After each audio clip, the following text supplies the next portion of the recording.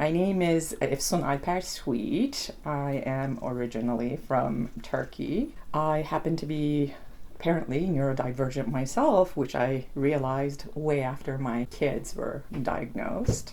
As we all know, we're still trying to utilize an education system which was like invented like 19th century assembly line kind of stuff. And that is still the system we're trying to preserve. And we know that humans don't function that way.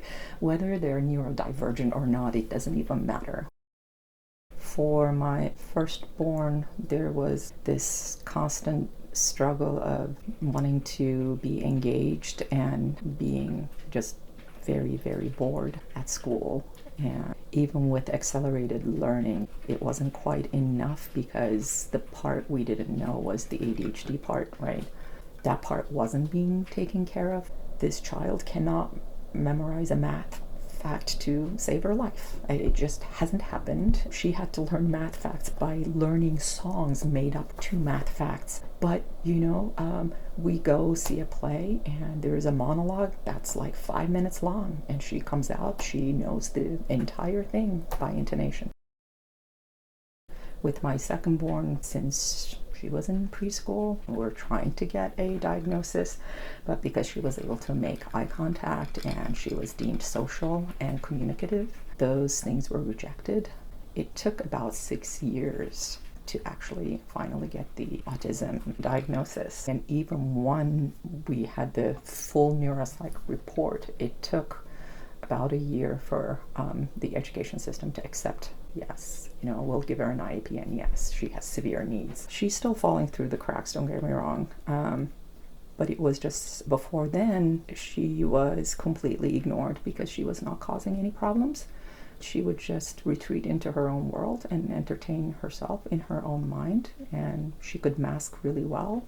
So teachers thought maybe she was listening to people and being very sweet. She wouldn't speak up. So it was just, for them, they weren't seeing what I was seeing at home or when I was volunteering. So that part was another difficult part. She's a wonderful gamer. She's an artist, likes drawing. She's always been, ever since she was little, could notice details that none of us would pick up. Whether it's off in the distance, whether it's in a little leaf, shapes, things. I keep staring at it and I can't see it. The way she absorbs the world is just so interesting and fascinating. When we sterilize everything and put it in this box and ask people to behave a certain way, we are going to see that certain humans will break under this kind of pressure, which is why it just kind of needs to be passion directed.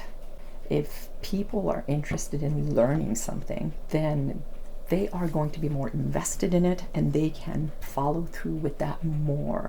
I would try to not treat learning as this linear thing. It just needs to have its own ebbs and flows.